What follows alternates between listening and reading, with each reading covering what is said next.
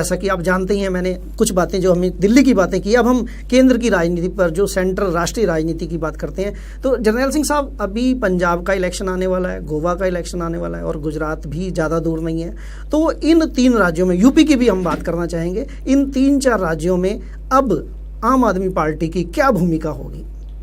देखिए, पंजाब में तो हमें पहले भी 4 MP आए, लोगों ने बड़ा उत्साह दिया, तो हमने फैसला किया कि जब उन लोगों ने हमारा इतना सम्मान किया तो हम वहाँ पे, क्योंकि वो लोग वहाँ की सरकार से दुखी हैं, तो हमने वहाँ लड़ने का फैसला किया। और आज जो स्थिति है उसमें तकरीबन 100 सीटें कम से कम हम जीत रहे हैं।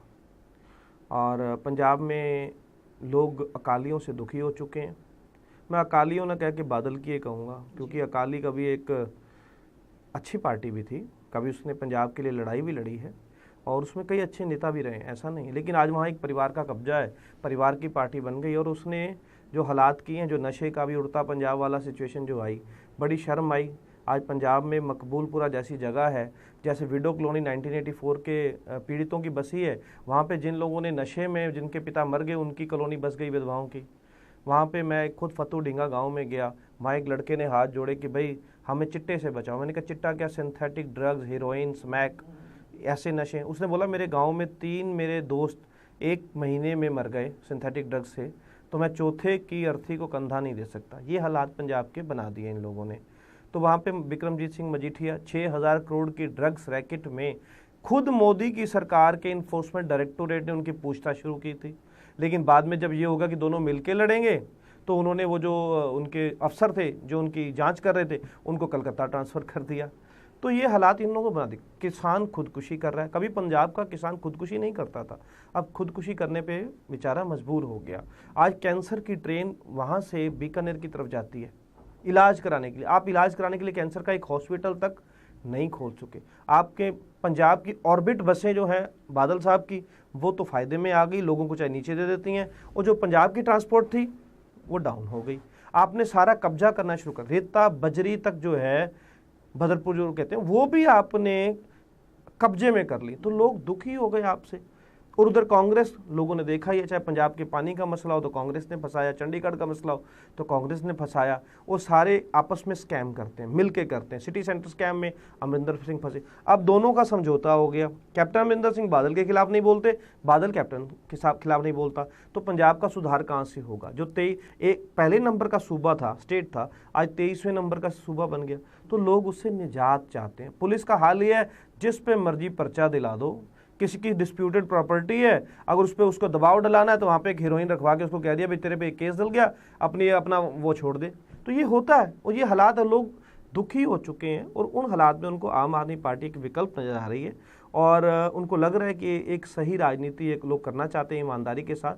तो विकल्प, मैं ये नहीं कहूँगा कि आम आदमी पार्टी में कोई बड़े जादू की छड़ी है कि लोग उसके साथ आ जाएंगे। असल में लोग उनसे दुखी बहुत ज़्यादा है और विश्वास हम पर कर रहे हैं, क्योंकि हमारी पार्टी जो है एक विश्वास के साथ, एक अच्छे नेतृत्व के साथ चल रही है, आम लोगों को सामने लेकर। ऐसी गुजरात का हम थोड़ा सा जानना चाहेंगे। गुजरात में भी अभी बहुत बड़ी उथल पुथल हो रही है। बहुत बड़े एक नेता थे भारतीय जनता पार्टी के जो आम आदमी पार्टी में आ गए हैं, वहाँ के बारे में आप क्या कहना चाहेंगे? और जो पंजाब में नवजोत सिंह सिद्धू जी को बहुत जल्दी ही, ये जल्दी होगा या देर होगी, उसके बारे में भी थोड़े हमारे दर्शकों को बताएं। देखिए, हो क्या रहा है कि धीरे धीरे हम लोग फिर कह रहे हैं, हम इंडिया अगेंस्ट करप्शन से निकले कि भैया करप्शन के खिलाफ लड़ाई लड़ो। उस समय 2G स्कैम, कोल स्कैम, अपना कॉमनवेल्थ गेम्स का स्कैम पे स्कैम हो रहे थे। CAG की रिपोर्ट्स आ रही थी कितने, अब तो गिनती कम हो गई थी भी इतने लाख करोड़ का स्कैम के। तो उस हालात में एक आम आदमी की तरह लोगों ने कहा कि आप जन लोकपाल लेकर आओ ताकि इसको रोका जाए। पूरी लड़ाई इसी पे थी। जब रामलीला मैदान में बैठे भी आप इसको पास कर दो, हमारा राजनीति में आए, तो उस समय चुनौती दी गई, अगर आपको ये पास कराना है तो आप पार्लियामेंट में आओ, आपको पास कराना है तो सरकार बनाओ। तब उस मजबूरी में एक सरकार का एक जो है पॉलिटिकल पार्टी का गठन किया गया। और धीरे धीरे धीरे जो अच्छे लोग हैं और जो एक अच्छी ताकतें हैं वो इकट्ठा होनी शुरू हुई। मेरे खानदान में कभी किसी ने राजनीति नहीं की, मैं भी आया। अरविंद केजरीवाल के खानदान में उनके पिता कभी राजनीति नहीं की, वो भी साथ। भगवंत मान ने भी कभी राजनीति में इस तरह से नहीं था, वो भी सामने। फूलका जी कभी राजनीति में नहीं जाते थे, वो भी है। तो जो लोग अच्छे लोग कोशिश करना चाहते थे उन्होंने इकट्ठा होना शुरू कर दिया है। तो ऐसा ही गुजरात में, गोवा में और बाकी स्टेट्स में भी हो रहा है हमारा कैडर बढ़ रहा है, क्योंकि वो लोग चाहते हैं देश को बदलना, देश को एक अच्छे हाथों में, नहीं तो परिवारवाद की राजनीति है। ये सिंधिया हैं, ये राजनाथ सिंह के आगे हैं, वहाँ पे सिर्फ अब्दुल्ला की राजनीति चलेगी, वहाँ महबूबा मुफ्ती का पिता था वो चलेगा, हरियाणा में वो चौटाला ही चलेंगे या हुड्डा ही चलेंगे। तो ये एक परिवारवाद की राजनीति पूरे देश में हो चुकी थी। अब यहाँ तो शीला दीक्षित ही थी, अब वही शीला दीक्षित वहाँ यूपी में भी ले गए, उनके पास नेता ही नहीं है। आम लोग, क्या हिंदुस्तान की धरती इतनी बंजर हो गई, क्या यूपी की धरती इतनी बंजर हो गई कि आपको एक नेता नहीं मिलता साफ सुथरी छवि वाला आपके पास? तो ये स्थिति इन नेताओं की हो चुकी है। तो वो लोग इकट्ठे हो रहे हैं, वो चाहे गुजरात में हो चाहे गोवा में हो, वो इकट्ठे हो। तो अब सिद्धू जी ने भी एक फैसला किया है, बड़े समय से सफोकेटेड महसूस कर रहे थे। उनकी जो पत्नी है नवजोत कौर सिद्धू, वो तो लंबे समय से कह रही थी, क्योंकि वो अमृतसर से हैं भाई, अमृतसर में वो मजीठिया का इलाका है, कि भाई नशा तो यही लोग बेच रहे हैं। वो खुद कह रही थी, वो कह रही थी कि भाई करप्शन तो ये लोग खुद ही कर रहे हैं। वो कह रही थी कि अमृतसर का जो विकास करना है वो कर नहीं रहे हैं, फंड नहीं दे रहे हैं। वो खुद ही कह रही थी कि 1984 के जो कुछ पैसे जो यहाँ से विस्थापित हो गए वो भी ये लोग खा गए, वो खुल के बोल रही थी। तो एक तड़प थी उनके अंदर कि पंजाब को ठीक किया जाए।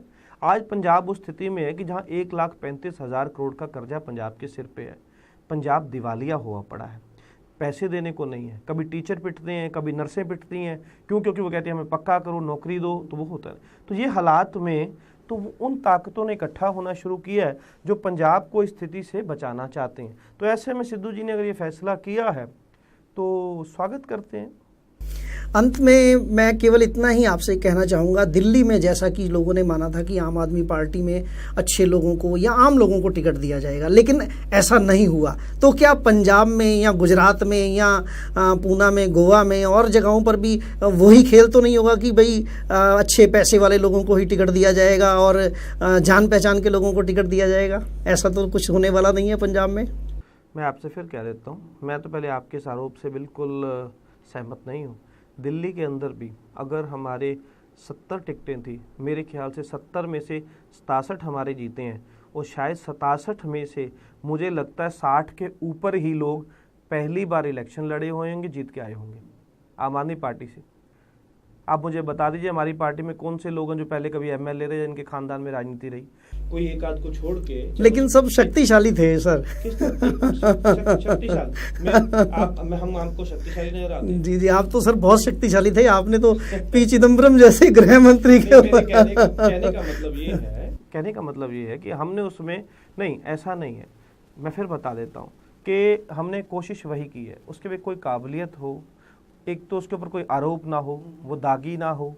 हमने कोई धन पशु नहीं लिए, मैं फिर बता देता हूँ आपको। हाँ, अगर कोई ईमानदार व्यक्ति है, उसके पास अच्छा अनुभव है, तो अगर के पास कुछ पैसे भी हैं तो ये उसके लिए कोई बुराई नहीं है। बात तो ये होती है कि आपके पास 100 रुपये का नोट है, अगर उस 100 रुपये से किसी की सहायता कर दे तो 100 रुपये अच्छे हैं। उसी 100 रुपये से अगर आप दारू की बोतल खरीदते हो तो 100 रुपये गंदे हैं। तो ये 100 रुपये का दोष नहीं है।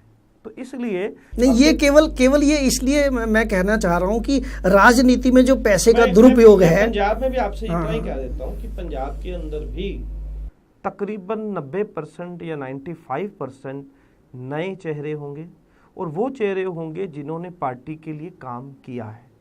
तो ऐसे में अगर वो व्यक्ति कहे कि भाई मेरे पास अगर 2 किल्ले मरले ज़मीन है तो क्या मैं उसको दान में कर दूं, तो ऐसा नहीं। तो ऐसे लोग आपको ज़्यादा से ज़्यादा 2, 4, 5%, ये तो एक कॉमन आदमी। कॉमन मैन का मतलब ये नहीं है कि जो सिर्फ गरीब है। कॉमन मैन वो भी है जो गाड़ी में चल रहा है, वो भी तो कॉमन मैन है ना। उसको हम कह देंगे कि तुम आम आदमी नहीं हो, वो भी तो एक आम। अगर मेरी रजौरी गार्डन में जो इधर के लोग हैं, रजौरी गार्डन वाले, वो भी मेरे लिए आम आदमी है। जो विष्णु गार्डन और ख्याला में रहे, वो भी आम आदमी। अब मैं ये कह दूं कि आपके पास थोड़ा सा पैसा या बड़ी कोठी है तो आप आम आदमी नहीं हो, तो ये नहीं हो सकता।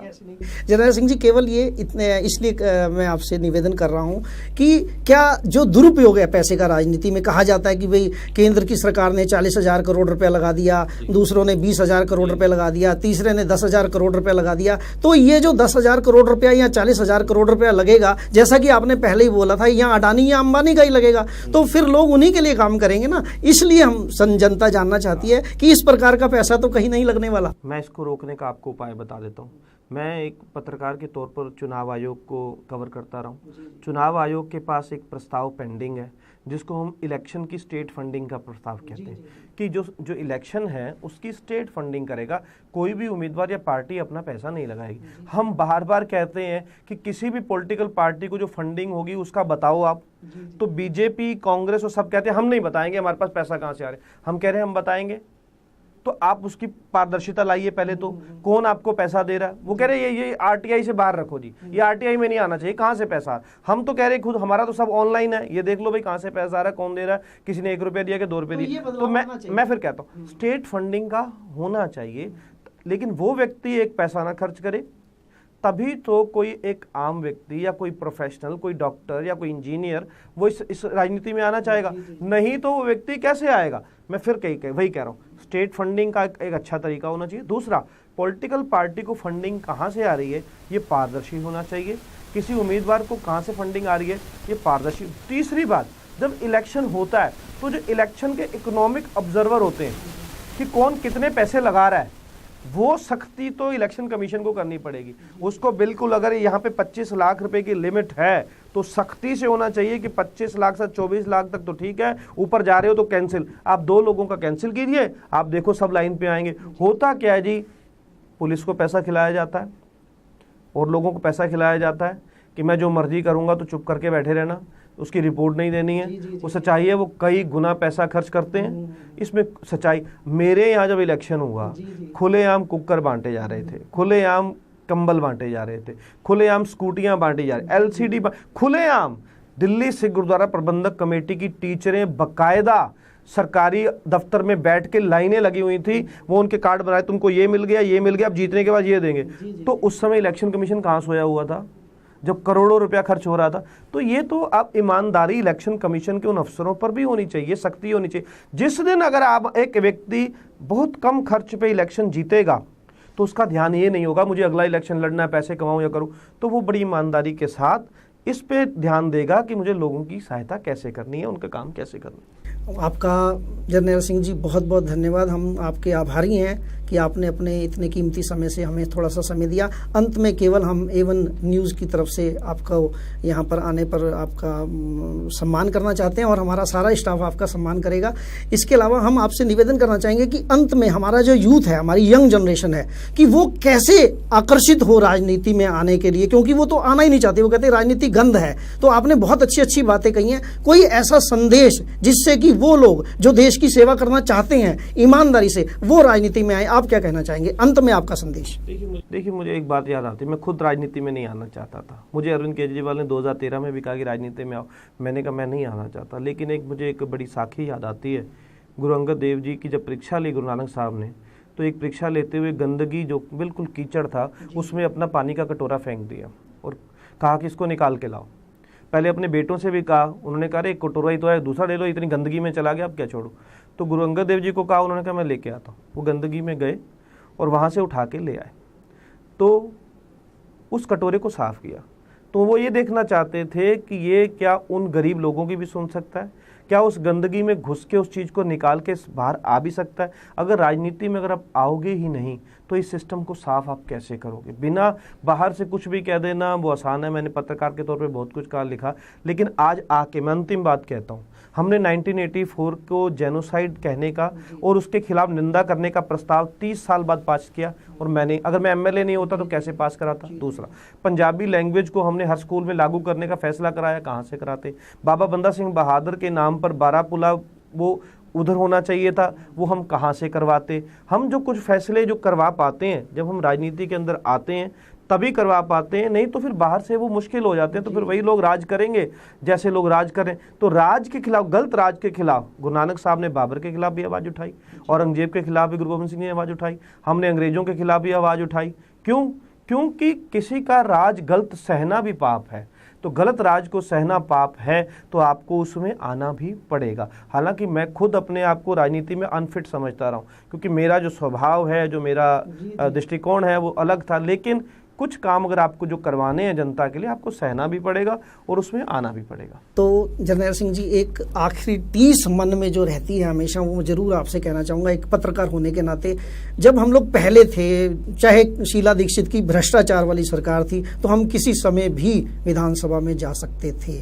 तो अरविंद केजरीवाल जी ने आके ये समय जो 3 बजे का कर दिया, इसका हमें बहुत ज़्यादा अफसोस है। और हम आपके माध्यम से अरविंद केजरीवाल जी को कहना चाहेंगे कि पत्रकारों ने और पत्रकार समाज ने आपकी मदद करके आपको यहाँ तक लेके आए थे, और आपने पत्रकारों के साथ ये जो समय की ये बंदिश बांध दी है, कृपया करके इसको समाप्त करें और हमारे पत्रकार भाइयों को समय से वहाँ पर जाने का हमें छूट दिलवाने की कृपा करें। आप क्या कहना चाहेंगे? पहली बात, जो विधानसभा है उसका मालिक स्पीकर है, सरकार नहीं है।